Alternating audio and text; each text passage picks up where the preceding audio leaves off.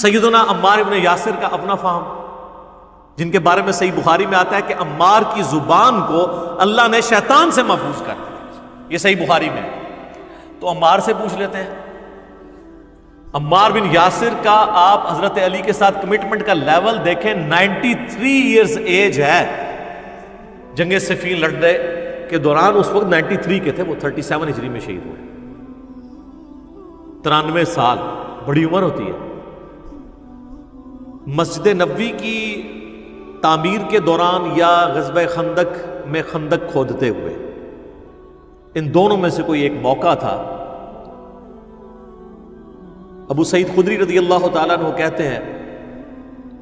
کہ صحابہ کرام پتھر لا رہے تھے تعمیر کے لیے، یہ پتھر اٹھا رہے تھے، باقی اصحاب ایک ایک پتھر اٹھاتے تھے، سیدنا عمار ابن یاسر دو دو پتھر، اتنا ان کا ایمان کا جذبہ۔ ظاہر ہے کہ جس کے جینز کے اندر ایمان ہو، جس کے ماں باپ اسلام کے پہلے شہداء ہوں، سیدنا یاسر اور سیدہ سمیہ رضی اللہ عنہما وعلیہم السلام، اسلام کے پہلے شہید، جنہوں نے ابو جہل کی تکلیف اٹھائی، تو ان کا بیٹا پھر یہی ہوگا نا۔ بلکہ یہ حدیث تو سٹارٹ ہی بڑے زبردست انداز میں ہوتی ہے۔ عبداللہ بن عباس اپنے بیٹے علی کو بھیجتے ہیں، ان کے بیٹے کا نام بھی علی تھا،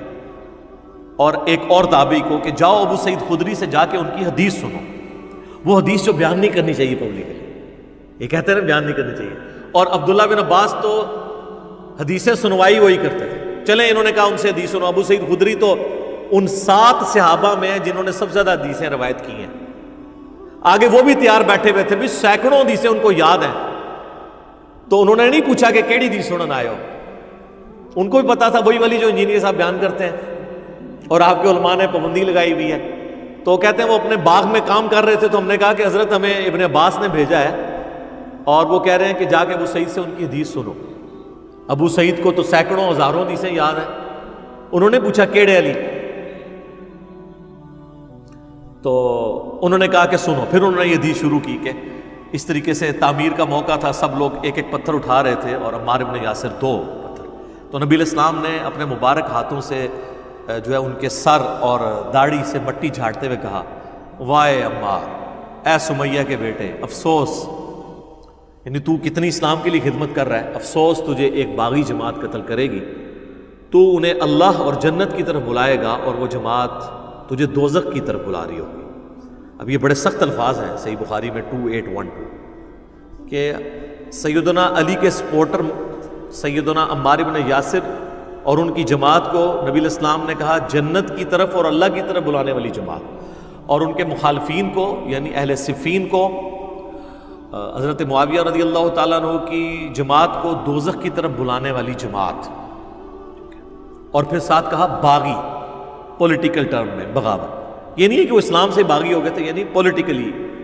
خلیفہ برحق کے خلاف انہوں نے بغاوت کی، جس کی اطاعت واجب تھی۔ وَأُولِي الْأَمْرِ مِنْكُمْ کے تحت سورہ نساء کی آیت نمبر 59، اطیعوا اللہ واطیعوا الرسول وَأُولِي الْأَمْرِ مِنْكُمْ۔ تو یہ حدیث ہے جی، اور یہ حدیث جب پریکٹیکلی سامنے آئی جنگ صفین میں، سیدنا عمار بن یاسر شہید ہوئے۔ حضرت معاویہ کے ایک فوجی تھے ابو الغادیہ، جو اصحاب شجرہ میں سے، اور صحیح مسلم میں حدیث ہے کہ اصحاب شجرہ جو ہے نا، جنہوں نے بیعت کی ہے اس درخت کے نیچے صلح حدیبیہ کے موقع پر، جو سورہ فتح میں بھی ذکر ہوا ہے اس کا، تو مسلم کے الفاظ ہیں اصحاب شجرہ کو دوزخ کی آگ نہیں چھوئے گی۔ اب یہ ابو الغادیہ یہ بھی اصحاب شجرہ میں سے تھے۔ مسند امام احمد بن حنبل میں ایک پورا چیپٹر ہے جس میں ان کی حدیثیں ہیں جو انہوں نے نبی علیہ السلام سے بیان کی ہیں، اور وہ حدیثیں وہی ہیں کہ عمار کو باغی جماعت قتل کرے گی، اور عمار کا قاتل اور مال لوٹنے والا جہنم میں ہے۔ اور انہی حدیث میں ابو الغادیہ خود رویا کرتے تھے کہ مجھ سے عمار ابن یاسر کا قتل ہوا ہے، اور وہ تو بڑی دردناک حدیثیں ہیں، پھر ٹاپک دوسری طرف چلا جائے گا، وہ آپ ریسرچ پیپر میں پڑھ لیجئے گا، وہ میں اینڈ پہ بتا بھی دوں گا انشاءاللہ۔ تو ابو الغادیہ سے ہوا، اور اس پہ بعض لوگوں نے کوشش کی کہ جی ابو الغادیہ جو ہے وہ اتنا بڑا جرم کر کے بھی بخشے جائیں گے کیونکہ اصحاب شجرہ میں سے ہیں۔ تو شیخ ناصر الدین البانی، جن کو اہل حدیث تو اپنا محدث اور اس دور کا امام بخاری مانتے ہیں، باقی مکاتب فکر میں بھی اہل علم ان کی قدر کرتے ہیں۔ انہوں نے سلسلہ احادیث صحیحہ میں باقاعدہ بحث کی کہ یہ بہت مشکل تعویل ہے جو آپ کر رہے ہیں، اور انہوں نے کہا چونکہ نبی علیہ السلام نے اسپیسیفکلی فرما دیا ہے تو جو عام دلیل ہوتی ہے وہ خاص دلیل عام دلیل کو ختم کر دیتی ہے، عام دلیل کبھی خاص دلیل کو ختم نہیں کرتی۔ اور یہ اہل حدیثوں کو بات پتہ ہے، جب ہم انہیں کہتے ہیں نا وَإِذَا قُرِئَ الْقُرْآنُ فَاسْتَمِعُوا لَهُ، تو وہ کہتے ہیں یہ تو جنرل ہے، ہم اس کو ختم کرتے ہیں لا صلاۃ لمن لم یقرأ بفاتحۃ الکتاب سے، وہ کہتے ہیں وہ خاص ہے کہ جو فاتحہ نہیں پڑھتا اس کی نماز نہیں ہوتی، لہٰذا یہ جو جنرل آیت ہے اس میں یہ ایک تخصیص آ جائے گی کہ فاتحہ آپ پڑھ سکتے ہیں امام کے پیچھے بھی، ایک علیحدہ سے ایک ٹاپک ہے۔ یہاں پہ وہ بھول جاتے ہیں کہ جب اسپیسیفکلی آ گیا کہ عمار کا قاتل اور مال لوٹنے والا جہنم میں ہے، المستدرک الحاکم میں حدیث ہے، مسند امام احمد میں، تو وہ عام والی بشارت اس سے گئی، لیکن یہ ہمیشہ کے لیے جہنم میں نہیں، الٹیمیٹلی ہر مسلمان کو جس نے ایک دفعہ بھی کلمہ پڑھا ہے